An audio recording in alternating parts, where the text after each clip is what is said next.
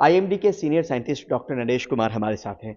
Sir, बारिश को लेकर पूरे देश भर में क्या आप लोगों का अलर्ट है फिलहाल? देखिए, अभी पिछले 2-3 दिनों से कंटिन्यूस ऑलमोस्ट भारत के सभी हिस्सों में बारिश हो रही है। चलिए हम सबसे पहले नॉर्थ वेस्ट इंडिया से स्टार्ट करते हैं। मैं आपको ये सैटेलाइट माध्यम से थोड़ा एक्सप्लेन करूंगा। जी। अभी क्या था, काफ़ी दिनों से कोई ना कोई वेस्टर्न डिस्टर्बेंस इन्फ्लुएंस करता आ रहा है। और वही जो 2 दिनों से वेस्टर्न डिस्टर्बेंस था, पहले ईरान पे था, फिर उसके बाद साउथ पाकिस्तान पे आया, फिर नॉर्थ पाकिस्तान पे था। आज उसकी पोजीशन हरियाणा के ऊपर है। ठीक है। और एक दूसरा वेस्टर्न डिस्टर्बेंस है जिसको पोजीशन हमने आज से दिया है, वो साउथ पाकिस्तान के ऊपर है। तो इसके प्रभाव से हम क्या उम्मीद कर रहे हैं कि जो नॉर्थ वेस्ट इंडिया इस समय काफ़ी एक्टिव है, और पूरे नॉर्थ वेस्ट इंडिया में आने वाले 2 से 3 दिन, इवन 4 दिन रेनफॉल एक्टिविटी चलती रहेगी। और वेस्टर्न हिमालय रीजन में इसको लेके हमने हैवी रेनफॉल की वार्निंग दे रखी है। हैवी मीन जब रेनफॉल 6.5 सेंटीमीटर से ज़्यादा होने की हम उम्मीद कर रहे हैं। तो ये तो नॉर्थ वेस्ट इंडिया का सिनेरियो हो गया। और इसके साथ ही क्या हो रहा है कि वेस्टर्लीज आ रही है, डब्ल्यूडी के कारण। वेस्टर्ली मीन वेस्ट से हवाएं आ रही हैं, इधर से बे ऑफ बंगाल से भी विंड्स आ रही हैं। और जब विंड कन्फ्लुएंस होता है, उसके साथ क्या होता है, हेल स्टॉर्म भी होने की पॉसिबिलिटी है। हम हेल स्टॉर्म होने की भी उम्मीद कर रहे हैं। ये रीजन जो आपका पंजाब, हरियाणा, वेस्टर्न हिमालय रीजन में, इसमें इसके साथ हेल स्टॉर्म भी हो सकता है। चलिए अब ईस्ट इंडिया की बात करें। ईस्ट इंडिया में भी आप देखेंगे ये हवाएं पूरी बे ऑफ बंगाल से जा रही हैं। पूरा आप देखिए, पूरा क्लाउड पैच भरा हुआ है। इसके प्रभाव से भी जहां भी आने वाले 3-4 दिनों में रेनफॉल एक्टिविटी चलती रहेगी। और साथ में नॉर्थ ईस्टर्न में भी रेनफॉल एक्टिविटी चलती रहेगी। उसका मेन जो नॉर्थ ईस्ट में रेनफॉल होती है, जब स्टेट हवाएं जहां से बे ऑफ बंगाल से नॉर्थ ईस्टर्न स्टेट जाती हैं। और उसके लिए भी हमने 3 दिन का हैवी रेनफॉल वार्निंग दे रखा है, 3 से 4 दिन का। अब साउथ पेनिनसुला की बात करते हैं। साउथ पेनिनसुला से हमने क्या दे रखा है, विदर्भा से लेके हमारा साउथ इंटीरियर कर्नाटका तक विंड डिसकंटिन्यूटी है। Wind discontinuity art of mean क्या है कि इस सीजन में क्या होता है, समर सीजन में सी वार्मर होता है। ठीक है। और सॉरी, आई से ऑपोजिट, लैंड इज वार्मर और सी इज स्लाइटली कोल्डर। तो वहां से हवाएं आती हैं, दोनों साइड से हवाएं आ रही हैं, वो उनका कन्फ्लुएंस हो रहा है। That is also very favourable for rainfall activity. तो सारी जगह में rainfall activity, thunderstorm activity, hailstorm activity की हम आने वाले दिनों में उम्मीद कर रहे हैं। कितने राज्य होंगे सर, नरेश सर, जिसमें आप ये अनुमान कर रहे होंगे कि अगले 4 दिनों तक बारिश के आसार हैं? देखिए, ऑलमोस्ट आपका इंटायर कंट्री ही कवर्ड है, एक्सेप्ट अगर ये क्लाउड पैच देखेंगे जहाँ थोड़ा सा कोंकण गोवा वगैरह में थोड़ा लाइट हो सकता है, मध्य महाराष्ट्र में। अदरवाइज ऑलमोस्ट सभी राज्यों में रेनफॉल की उम्मीद है। और इसके प्रभाव से क्या हुआ है कि जो अभी टेम्परेचर्स हैं काफ़ी ज़्यादा बिलो नॉर्मल है। इवन नॉर्थ वेस्ट इंडिया में 9 से 10 डिग्री तक टेम्परेचर बिलो नॉर्मल है, जिसके कारण आप दिल्ली में भी अभी फील कर रहे होंगे कि मौसम काफ़ी ठंडा है। तो वही इसका रीज़न है। और जैसे ये सिस्टम निकलेगा, ये 2-3 दिन के बाद फिर टेम्परेचर्स में सडन राइजिंग आएगा। हम उम्मीद करें 3 से 5 डिग्री टेम्परेचर राइज हो जाएंगे, स्पेसिफिकली नॉर्थ वेस्ट इंडिया। जी, मतलब ये तमाम पूरे देश भर की ये स्थिति है। और कब तक ये बारिश वाले आसार हैं या ओलावृष्टि? देखिए, ये आने वाले 3-4 दिनों में जहाँ चलता रहेगा, और उसके बाद ये खत्म हो जाएगा। जी। और एक चीज़ और समझना चाहते हैं सर, कि अचानक अनयूजुअल सा जो चीज़ें हो रही हैं, वो जनवरी में हमने देखा, फरवरी में हमने देखा, जो मौसम जिस चीज़ का नहीं है, लेकिन उसमें जिस जिस मौसम में गर्मी नहीं होनी चाहिए उस मौसम में गर्मी है, जिस मौसम में बारिश नहीं होनी चाहिए उस मौसम में बारिश है।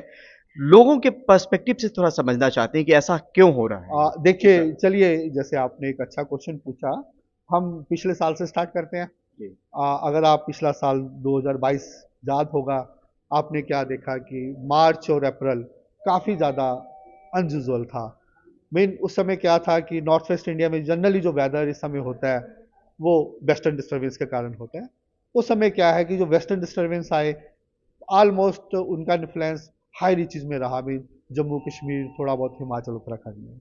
और जिसके कारण प्लेन्स में क्या रहा, टोटली ड्राई रहा। और उसके कारण क्या है कि जब ड्राई रहेगा, सनराइज आएंगी, और उस समय आपका टेम्परेचर्स में राइजिंग टेंडेंसी देखी जाती है। वही रहा फरवरी और मार्च और अप्रैल काफ़ी ज़्यादा अनयूजुअल रहा। अब इस साल की बात करें, फरवरी में ऐसा ही रहा। जितने वेस्टर्न डिस्टर्बेंस आए, उन्होंने जो प्रभाव दिया, उनका मेन प्रभाव रहा जम्मू कश्मीर में। इवन हिमाचल उत्तराखंड के भी टेम्परेचर काफ़ी ज़्यादा अनयूजुअल रहे फरवरी में। प्लेन्स में भी रहे, अब नॉर्मल रहे। अब जैसे ही मार्च आया उसके बाद प्री मानसून का जो फीचर है थंडरस्टॉर्म एक्टिविटी जनरली होती है। वो वो टिपिकल प्री मानसून सीजन है, that air to air variability आता ही है। फिर मार्च में ऐसा रहा, फिर अप्रैल में कुछ दिन मौसम आपका बीच में गर्म रहा और ईस्ट इंडिया काफ़ी ज़्यादा उसमें बिल्कुल ड्राई रहा। जनरली ईस्ट इंडिया में बहुत बारी थंडरस्टॉर्म होता है। उसका रीज़न क्या है कि बे ऑफ बंगाल में एंटी साइक्लोनिक सर्कुलेशन होता है, हाई प्रेशर जोन होता है, वहाँ से हवाएं आती हैं जिसके कारण आपका पूरा ईस्ट इंडिया में वेदर एक्टिविटी होता है। लेकिन पीछे पीछे ऐसा कुछ नहीं था, जिसके कारण पूरा आपका उड़ीसा, बिहार, वेस्ट बंगाल, झारखंड हीट वेव की ग्रिप में रहा, जिसके लिए हमने एक दो बारी बीच में रेड अलर्ट भी दिया।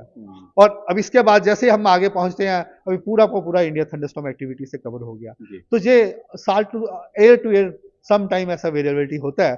जनरली जो आप कह रहे हैं बिल्कुल सच है कि जनरली जो हमारा अगर क्लाइमेटोलॉजी हिसाब से देखा जाए, मई सबसे ज्यादा वार्मर होता है। तो अभी देखते हैं आगे क्या होता है, लेकिन अभी 2-3 दिन तो काफी प्लेजेंट लेकिन ये कि सारा कुछ वेस्टर्न डिस्टर्बेंस पर ही निर्भर करता है। अगर अनयूजुअल सी चीजें, अगर जिस मौसम में जो मौसम नहीं है वो मौसम अगर बन जाए, तो ये पूरी जिम्मेदारी हम वेस्टर्न डिस्टर्बेंस को ही देखिए, अगर आप नॉर्थ वेस्ट इंडिया की बात करें तो नॉर्थ वेस्ट इंडिया में इसका सारा का सारा जो कंट्रीब्यूशन है वेस्टर्न डिस्टर्बेंस को जाता है। ठीक है, लेकिन आगे जाके जैसे वेस्टर्न डिस्टर्बेंस जहां होता है, फिर थोड़ा इन्फ्लुएंस इसका ईस्ट इंडिया में रहता है।